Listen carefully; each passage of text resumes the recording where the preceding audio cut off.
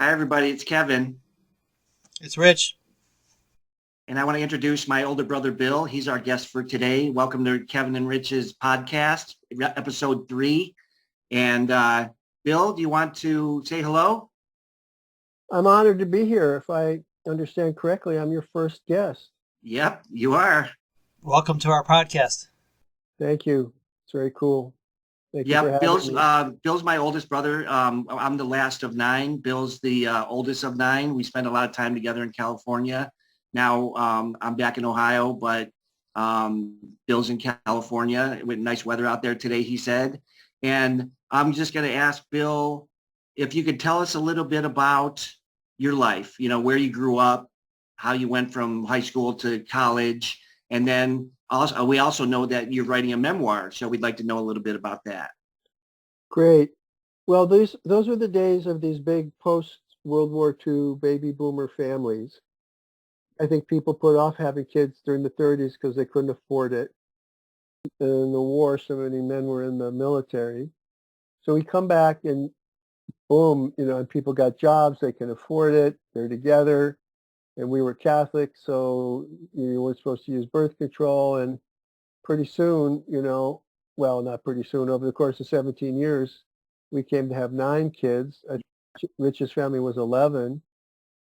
So anyway, at my end of this baby booming, um, we were just coming out of the 40s into the 50s, and the 30s had been this time of militant activism, opposing fascism, building unions, and then that rolled on through World War II, and there were a lot of industrial jobs with unions representing people getting good contracts. And so I was born into a time, unlike our parents, who went through some real hard times, where we weren't rich, but we had enough to eat, we had enough clothes. I don't remember being nervous about money. So it's a relatively affluent time for working people, for middle class people, but it was also very conservative because after the war, the Chinese Revolution happened, and we had what was called the Second Red Scare, and also known as the McCarthy era after this senator from Wisconsin, real right-wing guy. And so the 50s were also kind of a culturally conservative time. They had been made that. So people like Pete Seeger, the folk singer, were driven off the television, and other people who had been seen as good people during the 30s and the war effort, were all together for the war. Now we're like, no, those people are bad. So that was the era were born into, and we were Catholics, and it was very richly supportive community. We had our church, we had our schools. I even went, if you can imagine, a Catholic summer camp where the kitchen staff were nuns and the counselors were seminarians. And so, say the rosary every night, mass every morning, and then, regular summer camp having fun. But it was very interesting to see, looking back, that full range, that full continuum of that community. And it wasn't like it was a cult or something, but it was definitely a very supportive community. Mm. And such that when we grew up on the southeast side of Cleveland, I was born into a neighborhood called Newburgh Heights. And there's all these heights in Cleveland because they're up high above various river valleys, right? So Newburgh, and then we grew up in Garfield Heights later. Newburgh Heights was a section of Cleveland itself, uh, a few neighborhoods away from the factories in the Cuyahoga River Valley flats. So people had moved from their immigrant first port of call neighborhood a little bit further along. And, it was multi-ethnic, not multiracial, but multi-ethnic in the sense that Irish lived there, Polish lived there, Italians lived there, and even some people who weren't Catholics. And so, they were Protestants, and Protestants went to quote unquote Protestant churches. We didn't know there was a Methodist and the Baptist. And so I thought that the public school at the base of Gaylord Avenue, where we lived, was a Protestant school. Yeah. So this was before East Boulevard, then, right? This is before East Boulevard. So we grew up. I was born into, and we moved, I think, in about 1963. So I was born in 1950, and that neighborhood was, awash with kids. Our The house we lived in had been owned by my mother's father and mother, our grandpa and grandma Jankowski. And I think that, if I remember correctly, our dad and mom bought it, but we shared it. It was a duplex. So my mother's sister, who we call Auntie, and her husband, who we call Uncle, the Jankowskis, they lived in the front of this house, and we lived in the back. And as the families grew, they moved across the street to a home that a neighborhood elder had lived in, and Mr. Rose, the Rose family. And so they were across the street, and we were in the house that we now began to take over more space of. And everybody just ran the streets out there playing, having fun, going to school, going to the local library for the summer reading program. And it was a real rich family neighborhood in that sense. The softy ice cream guy would come by, the guy with the mobile. Today we have food trucks, but mobile, he'd hit this bell with his knife of making waffles. There was still a guy left over from the old days who would have a horse-drawn wagon Oh, wow. coming down Gaylord's cobbled brick street, which hasn't been paved over yet. And we didn't know what he was saying, but it was paper rags with the European accent. It was way before recycling. So it's paper rags, paper rags. And we put up bundles of paper and rags, and then he would take them for recycling. Oh, wow. So there's a pre-car holdover, even though, and our parents had grown up, they didn't have cars. They were happy to be able to take the streetcar, the electrified rail-based streetcar system, which lasted until the 1950s in Cleveland, and some of it still today, the rapid transit. But those tracks ran out through south from downtown. And I remember Dad took me in the last streetcar in Cleveland in 1957. And then they ripped those tracks out, replaced them, paved them over with electric buses and then diesel buses, which was kind of happening around the country. I mean, I don't know if you've seen that movie, Who Framed Roger Rabbit. Yeah. Backdrop to this story is exactly what happened.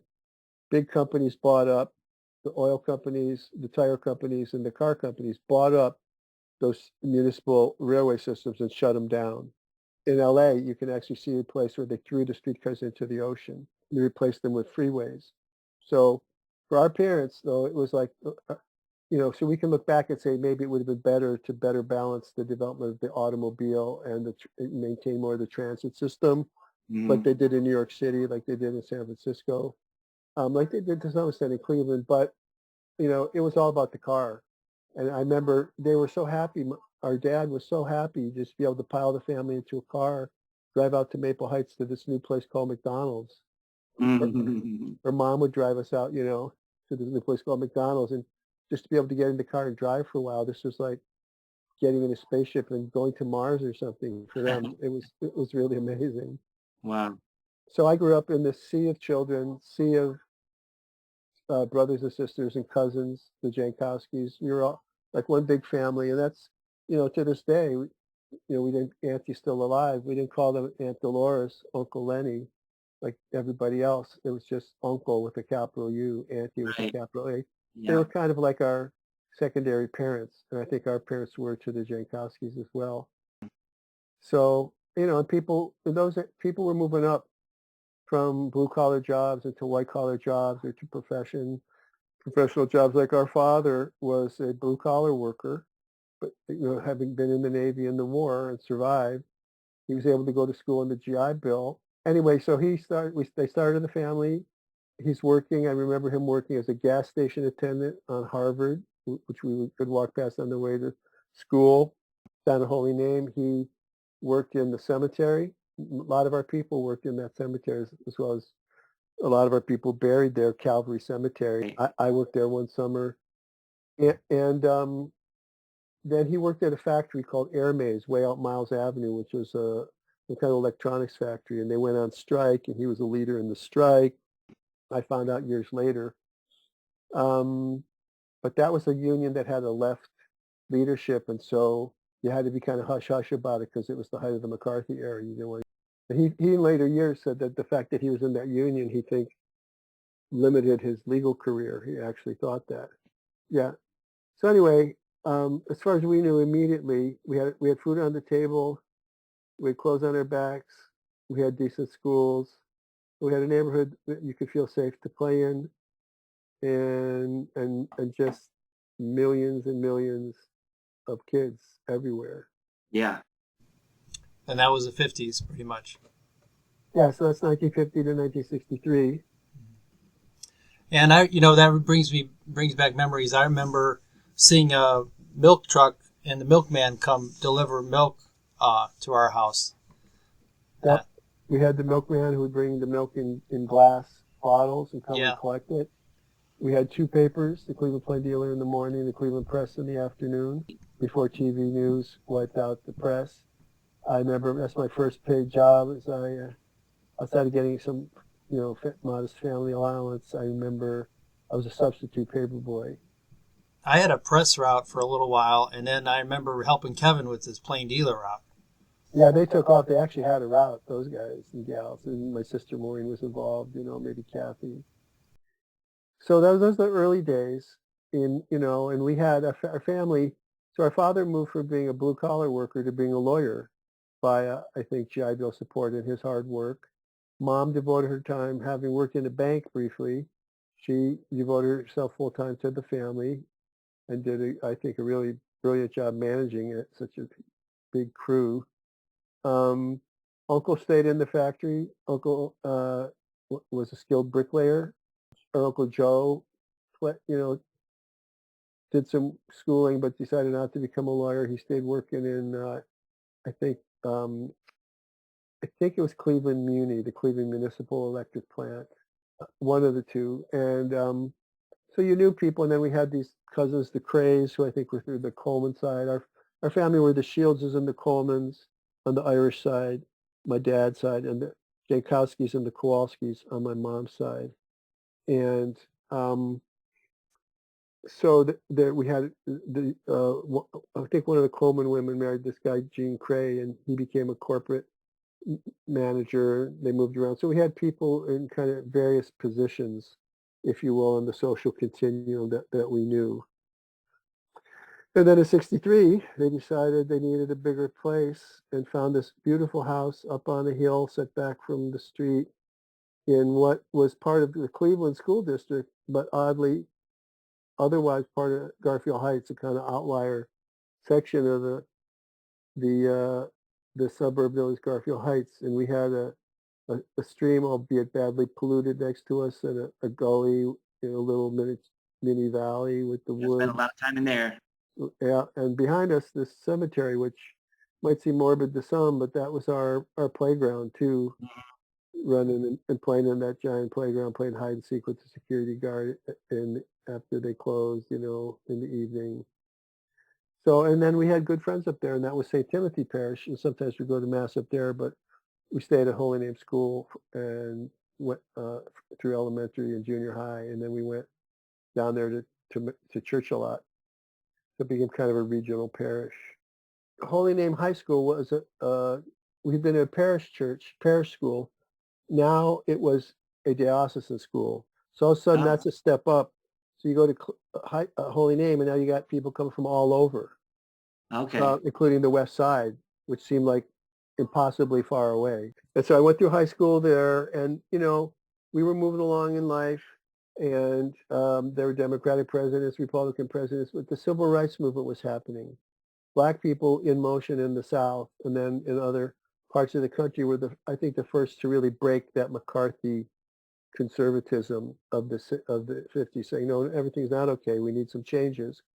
And then kind of off the radar, but kind of happening, this little miniature war was starting to happen over there in the Southeast Asian country of Vietnam. And then that grew bigger and bigger.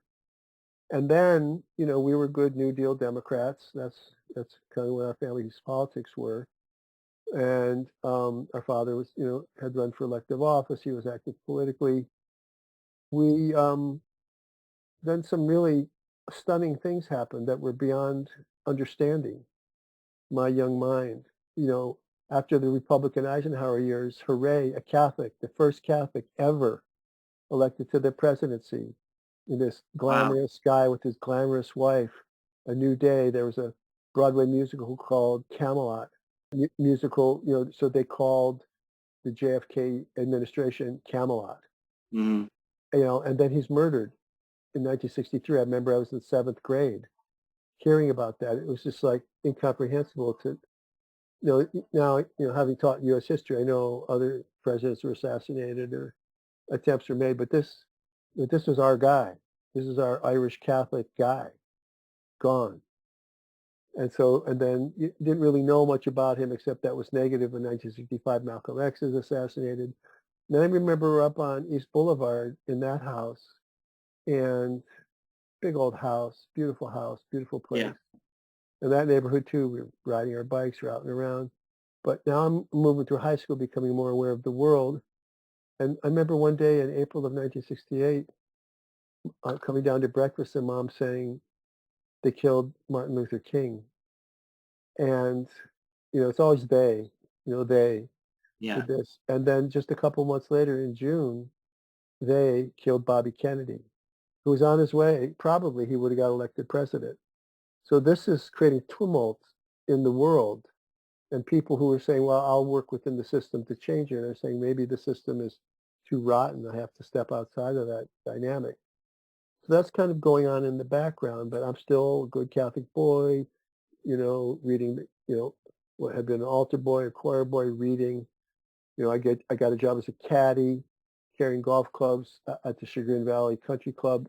Yeah, the country club, the first time I ever got it, that there was this class hierarchy because those people put down the people in the country club below them as they perceived it, but you could tell they put down the people in the country club above them, but you could tell they wanted to be in that upper above them country club.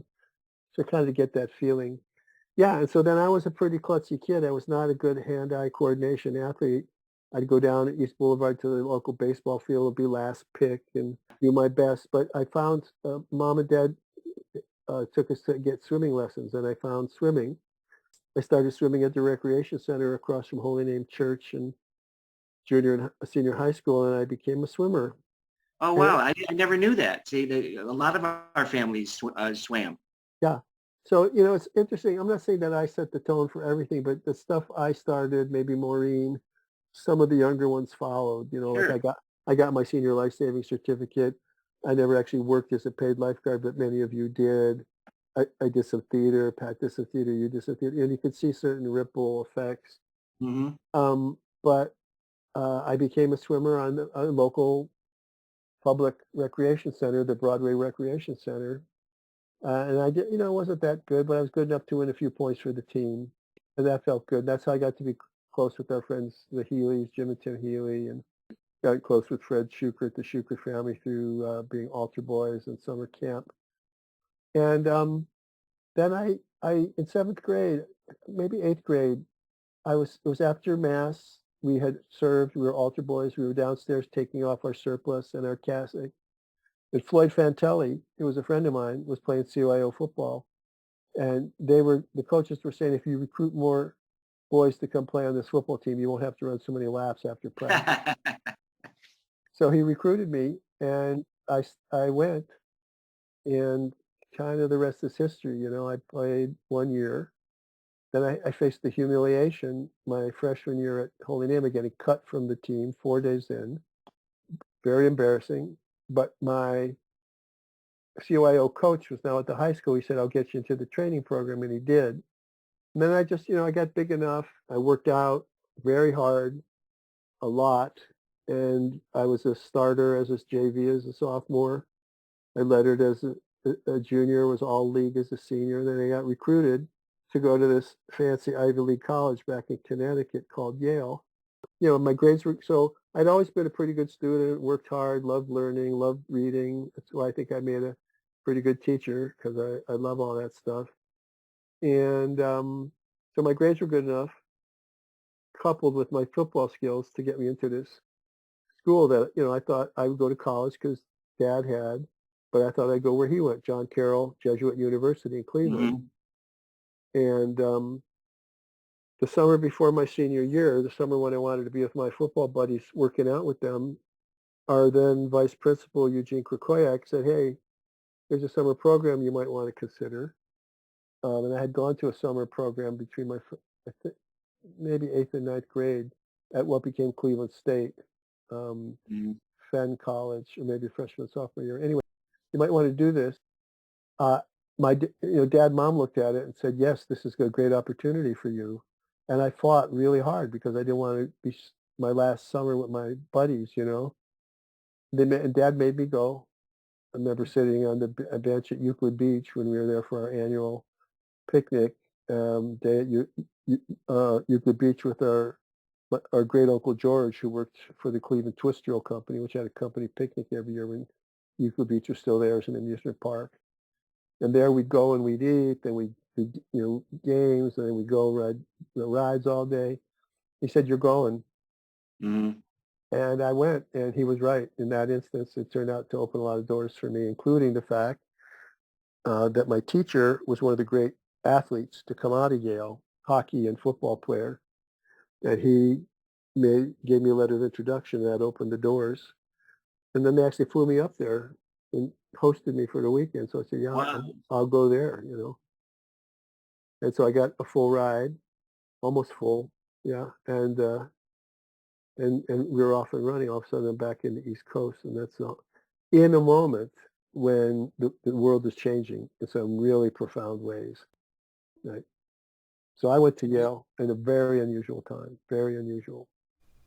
I when you were talking about East Boulevard, I was thinking that you didn't get to spend that much time there, but it sounds like you were there for 5, 6 years before college, so you got to enjoy the house for a while.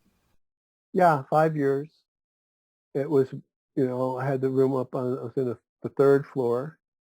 Um, we had, it was really like moving to the country a little bit because of the woods next door, pear tree in the back. Um, Mom and Dad eventually put in one of those round pools to swim in back there. Um, there was a place downstairs in the basement where you could store food that you'd prepared. I think I remember Mom we go berry picking, and she'd make berry jam, blackberry jam. I remember that. Lots of trees, and this big driveway you had to drive up to get there. And I came of age as a teenager, and friends would come over, and I would go visit them, and it was really it was a real beautiful place to be. And then, of course, I would come home and visit. I go to college, but I come home. And Mhm. they stayed there till the late 70s. Maureen said when she got married, Kevin, that's when she moved. They moved Right. after the neighborhood started getting integrated, and they made a try at making it work. And I think they're good black and white people trying to make it work.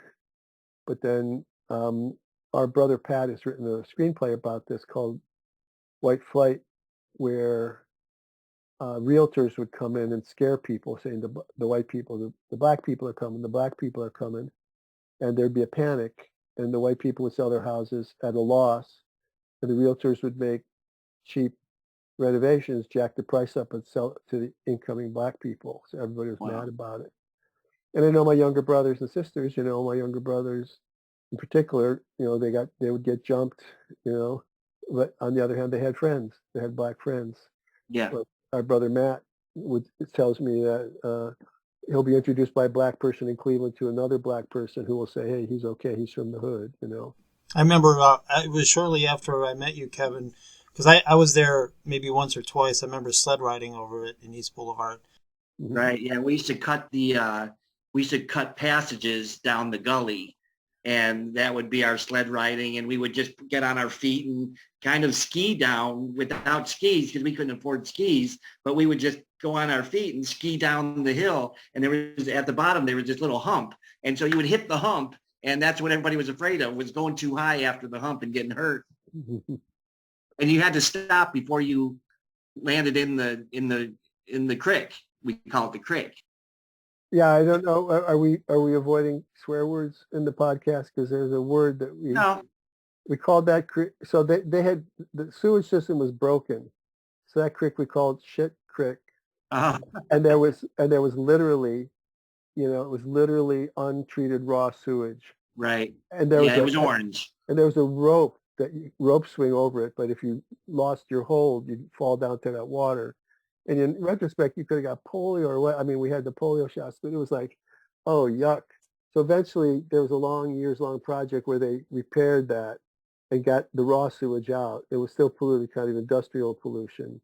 I think it's all buried now. I've gone back there in recent years to look at it, but um, but on the other hand, you could sled ride, and I would, when skateboards were new, I got a skateboard, and I got this skateboard that had a brake on it. You stepped on the brake, and Right. I kind of remember that.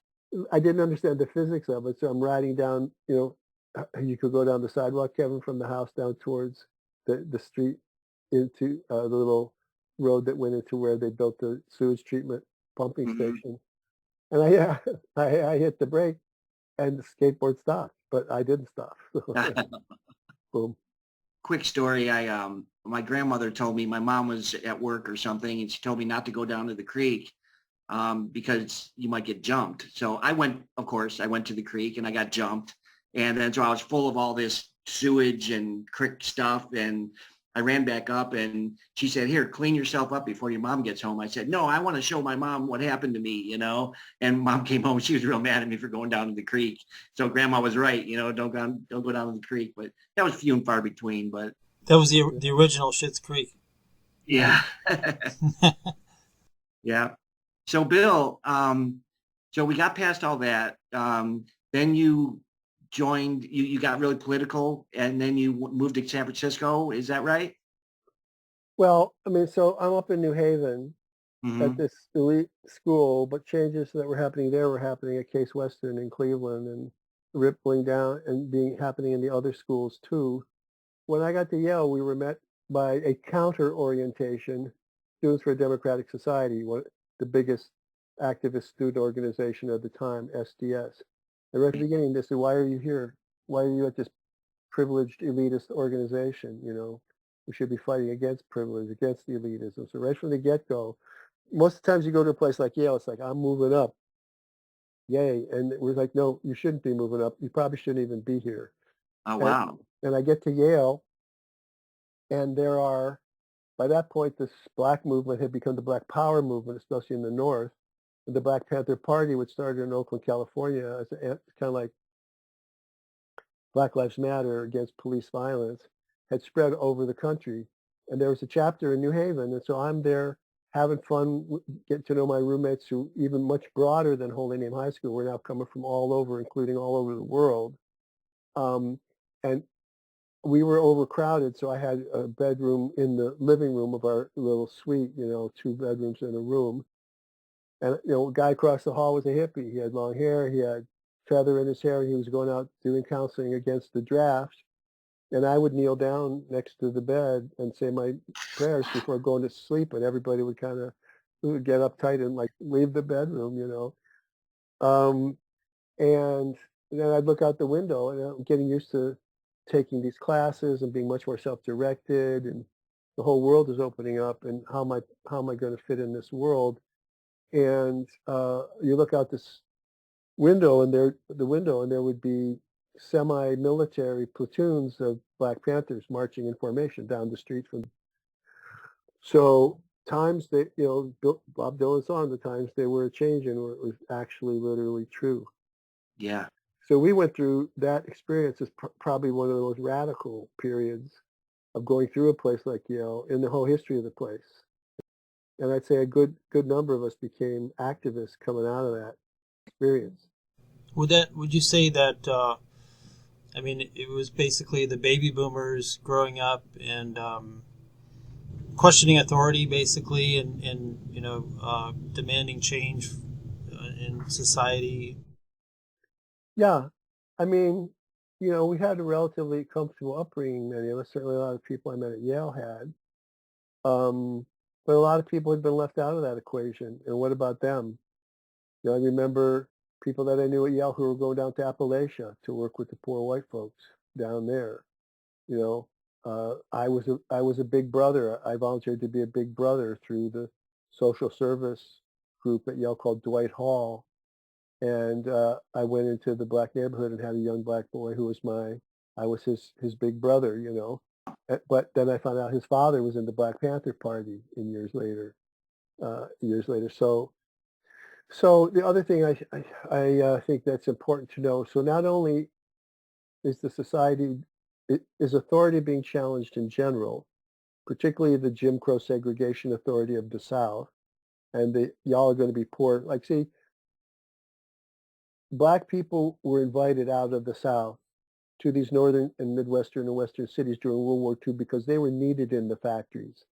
And Mhm. so they got these jobs while the white guys, and then there were black guys and Latino guys, Native American guys in the military, but they were invited in large numbers, and poor whites were invited in large numbers. But then after the war, when the original job holders came back, those people were laid off. Oh, wow. So now all of a sudden you had huge populations of people in the inner cities, which had been vacated by the Polish and the Italian and other immigrants who had moved out now, as we moved out to Garfield Heights with better jobs and better life circumstances, left high and dry, without work, without a way to make a living, living in great poverty, and also denied by the banks the right to move with your GI Bill. Black soldier coming back from World War II, unlike our dad, who could you could get a government subsidized mortgage to buy a house, like 3% interest rate. Black guys weren't allowed to do that. And so you're trapped in this thing that comes from the Jewish experience in Europe, the ghetto. You're trapped in the ghetto, and people start, life was hard there. The crimes of the poor happen. People are struggling to make it, and and the Black Panthers really tapped into that. That's why the FBI saw them as so dangerous, because they were tapping into that experience. So that's going on. And the other thing is that there was a draft. I mean, imagine you guys, if when you're coming up, I couldn't imagine it. you you you don't have a choice about whether you want to go fight in El Right. Salvador or Iraq. You are going to be drafted unless you flunk the physical, you resist and are put in jail, or flee to another country like Canada. Um, and so that was a huge motivator. Like so when I went to college in 1968, I had a college exemption from the draft. But about halfway through my 4 years of college, they took that away.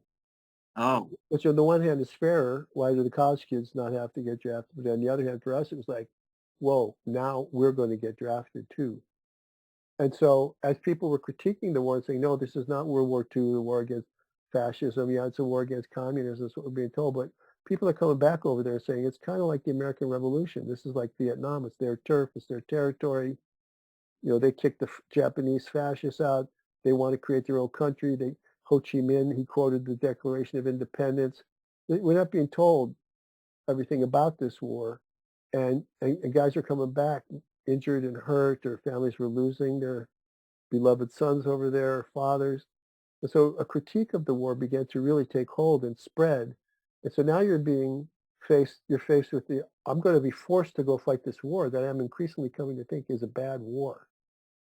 And so that gives rise to a mass student movement mhm. against the war because it was directly affecting you. So yeah, it's understandable that be questioning authority. And Kevin, when Bill and I talked a few days ago, I was saying that you and I grew up kind of in the wake of the '60s, but I think we still had that kind of mentality of authority is bad, or not necessarily bad, but it's There was it's a it's difference. good to question authority. And I, I think what I take from that now is, yeah, it's good to question, but I think you have to have a healthy, constructive criticism of authority. You want to be constructive about that. Right. Well, to take that one step further, being the last of 11, you, and the last of 9, me, we had the privilege and of having older brothers and sisters to teach us right from wrong. And also it helped in my sales career because I could talk to my brother Bill, who is 17 years older than me, or my brother Chris, who's older than me, and I could question them or I could learn from them. And in my sales career, I had to deal with CEOs a lot. So I never had people that I worked with. They're like, "Oh, I can't go in front of the C-level executive," and I'm like, "Why? It's no problem. They're the same age as my brothers. Mhm. And so I was easily able to communicate with people older than me because I got that experience from being in a big family. That's interesting. Yeah, I just want to say that before we leave this behind, there was also a cultural aspect to the rebelliousness, and I want to agree with Rich. I think we should support legitimate authority, Hmm. particularly authority that derives its power from us, the people, like the United States is supposed to be about. We've elected you. You do a good job now. We'll support you, but also to be opposing illegitimate authority or unjust authority, and how people define that. There's a big continuum there. So that's what I take forward, from that time. But there, I know you've been talking some about music.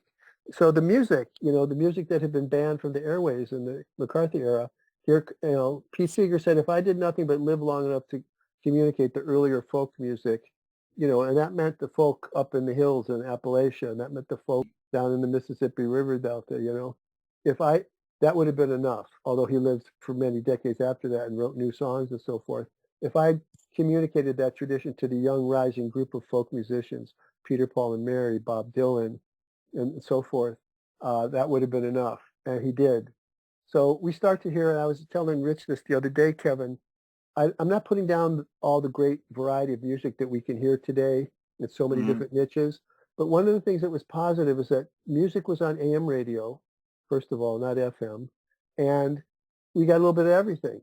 I'm the first generation of people, you know, pretty much that got to hear black music, white person, because before that it was just on race race music was on. Hmm. So we had Motown, we had also Johnny Cash, country western, we had Bob Dylan, we had the Beatles, um, we had a whole range of music. Carlos Santana we had this acid rock. And so the music becomes a very powerful soundtrack for our lives, including Yeah. hearing on commercially supported top 40 radio some deeply challenging songs. Dylan, The Times They Are Changing, Turn, Turn, Turn by Pete Seeger, put a little acid behind that sensibility, and the Birds do Turn, Turn, Turn, and it becomes this psychedelic rock hit. Um, uh, James Brown singing "Say It Loud, I'm Black and I'm Proud." It's really a rich gumbo of music through that time, and the times reflected itself as they always do in what artists do, and it found its way into the music and found its way onto. So I'm riding in the car on my way to see a basketball game between Holy Name and South High School, and there's Bob Dylan playing on the radio, and it doesn't get me yet, but it's gonna help influence my thinking and my feeling over time. I can speak for Rich and myself. We're music really played a big part in our lives. We used to sit upstairs and play air drums and air guitar. And the usual anxiety of youth. You need to do something with it, and we put a lot of effort into listening to music and listening to the words like Led Zeppelin was really into J.R.R. Tolkien, and Mhm. that fantasy kind of words. And I always liked musicians that had that would enunciate, and so you know what they were talking about, Right, and a right. lot of times that doesn't happen these days. And telling stories. Yeah, telling stories, right? Yeah. Yeah, like Kevin and you and I think we listened more to the 60s and 70s music than we did the 80s music. Like, And I still do. because we're the youngest and, we probably got a lot of that influence from our older siblings, Yeah. the music they listened to. Like you said, Bill, I think the music back then, it had, a lot of it had an important message to it. And it wasn't just great guitar playing or great singing or whatever. It was the message itself. Yeah, when the four students were killed at Kent State, and then later too at Jackson State, a black school down south, you know, right after Kent State, um, David Crosby said he went and he got Graham Nash and they sat down and they wrote a song in protest. And as soon as they're done, he calls Stephen Stills, I think, and said, rent the studio, any studio.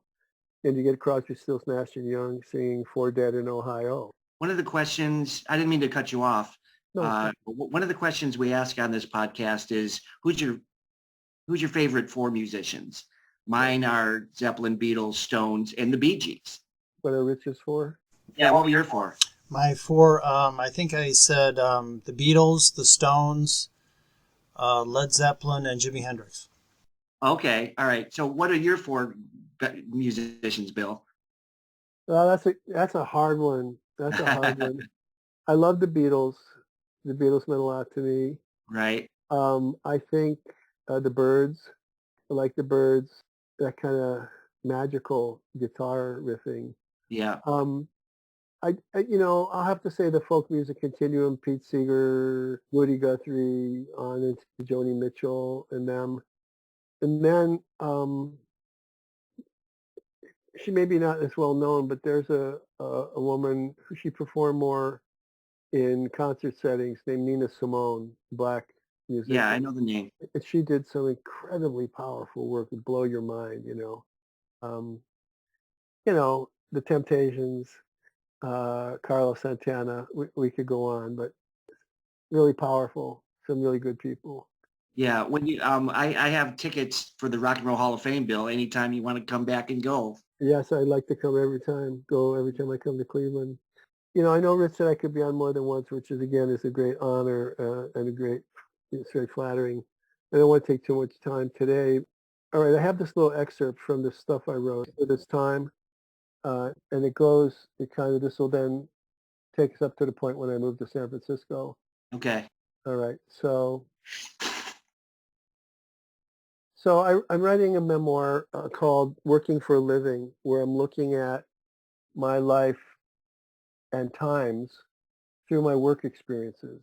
And I define work broadly to include not only paid jobs, but the work of being a father, the work of being a friend, spiritual work, and so forth. So, and in the summer between my freshman and sophomore year in college, I got a job, as many, many college kids did, as summer replacements in the Republic Steel Mill down the flats in Cleveland, Ohio. Remember, at this time, Cleveland as an industrial powerhouse was at its high point. The consumer boom, all those, appliances, the cars, and the military created a huge demand for steel. And so those mills were running in 24/7. So I worked there and I ran into our Uncle Lenny Jankowski, uncle. Mhm. And it was a very intense time. I was reading the Tolkien trilogy on my breaks. There was a little air conditioning unit, then going out into the fiery Mount Doom of the steel mill, where I worked at this place where they cut the blooming mill, where they made these big ingots, cowbell-shaped ingots. They smashed them up into long slabs, cut the uneven slab ends off, and I worked where those slab ends came down, and I ran them up a chute and then dumped them into a railroad car. And you do that for about an hour, and then you had to get out of that pollution and back into the air conditioning unit to get a break. So this piece is what I'm about to read comes from the end of that piece. I encounter Uncle. I have a black colleague who I learned from him. He's putting Black Power signs. I'm putting peace signs up on the walls of the steel mill.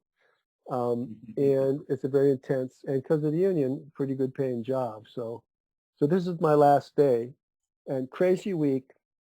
If you had seniority, you could pick as was your right, the better schedule. But we college kids, we worked 1 week day shift, the next week swing shift, the next week graveyard shift, and the fourth week, all three of those shifts in 1 week. So it was crazy making the schedule.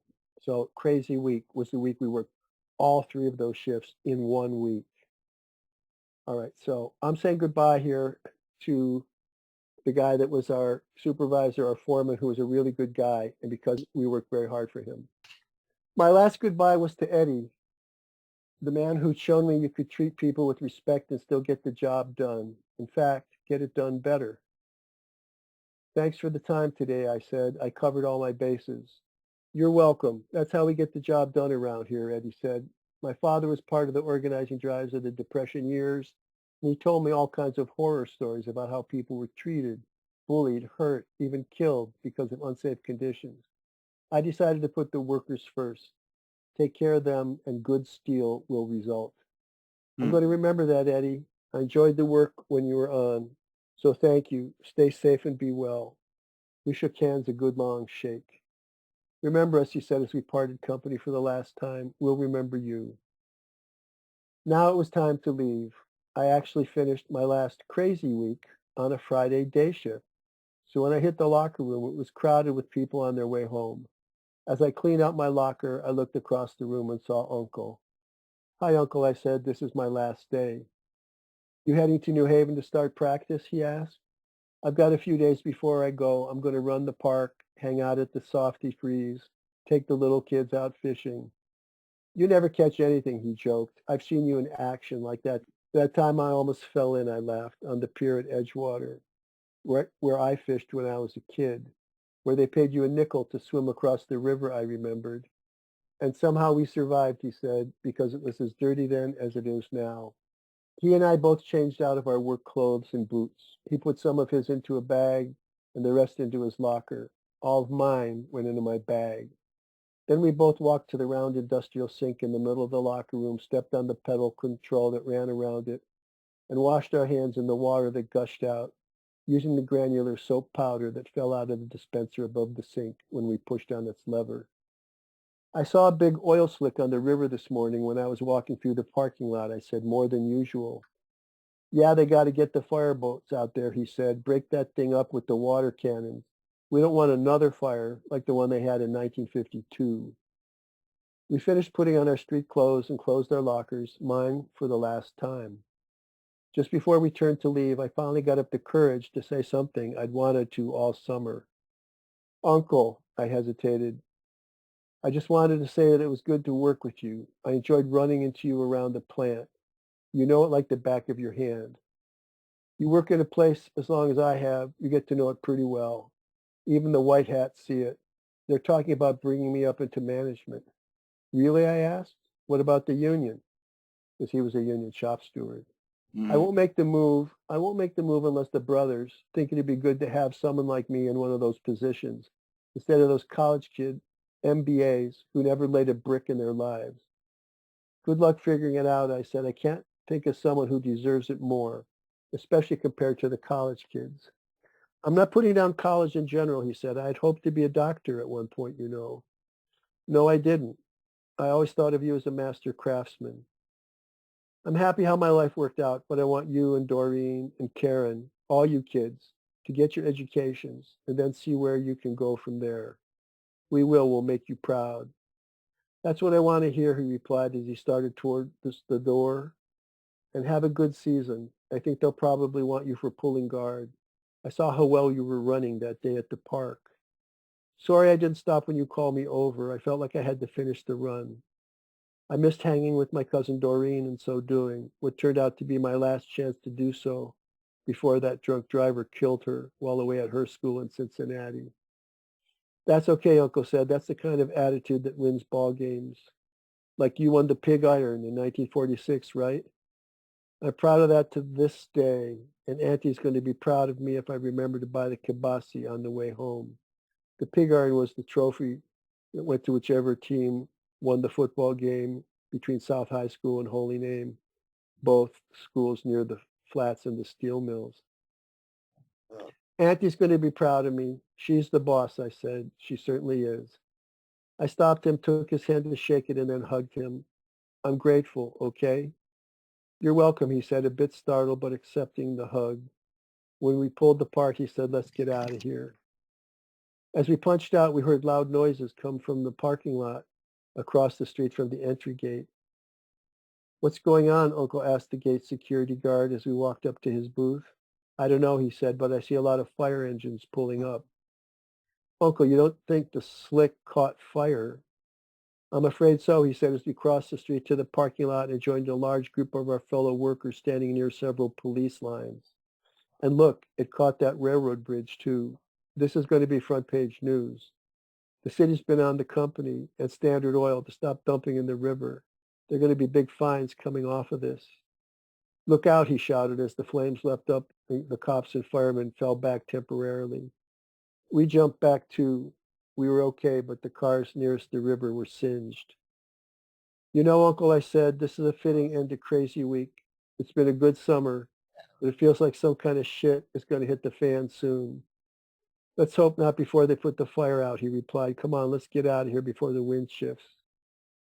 Guided by the police, we went to our cars and drove out of the parking lot, Uncle and I, heading the few blocks up the hill out of the flats to Slavic Village, the old Polish neighborhood next to the mills where our families first settled when they came to Cleveland. It was there that he would buy the kibasi before heading west to his family's new home in Rocky River, Okay. and through which I would pass on my way east to Garfield Heights, where so many Polish people had gone as they moved up the American working to middle class social pyramid. I waved to him as I drove past. See you, Uncle. Say hi to Auntie, I shouted as I headed towards home. I reflected on the day as I drove home, the crazy last day of Crazy Week, in a crazy speed up, feeding a crazy war, which would drive many into crazy opposition, as the Black community advanced with crazy fortitude, as my first intimate relationship stumbled towards its crazy end, as the hog farm crazily ready to host 500,000 music fans in a downpour in upstate New York, and as I headed to crazy hard double session football practices in New Haven on our way to a championship season. For me, the whole crazy mashup was symbolized by nothing more than a river so crazily polluted that it actually burst into flame. This was a portent of the upheavals to come, as well as the green activism that would eventually clean it up. For now, though, it burned, and this captured the nation's attention. The inflamed Cuyahoga was what Randy Newman immortalized in his song. I was there when it caught fire, just a few steps away, working in the Republic Steel blooming mill under conditions won by the United Steelworkers Union in the industrial flats of my hometown, Cleveland, Ohio. Burn on, Big River, burn on, Newman would sing. Burn on, Big River, burn on. Now the Lord can make you tumble, and the Lord can make you turn, and the Lord can make you overflow, but the Lord can't make you burn. Burn on, Big River, burn on. Burn on, Big River, burn on. Brava. Very nice. Thank you, Rich, for indulging me, letting me have my brother Bill Shields on as a guest today. Bill's retired now. He just retired from his job as the Director of Labor Studies at San Francisco City College. And Bill, we'd like to have you on again if we could. I would be very pleased to join you again, and I'm really big supporter of your podcast, and I hope other people get a chance to listen to it. Thank you, Bill. All right, thanks, guys. Thank you, Bill. Thanks, Rich.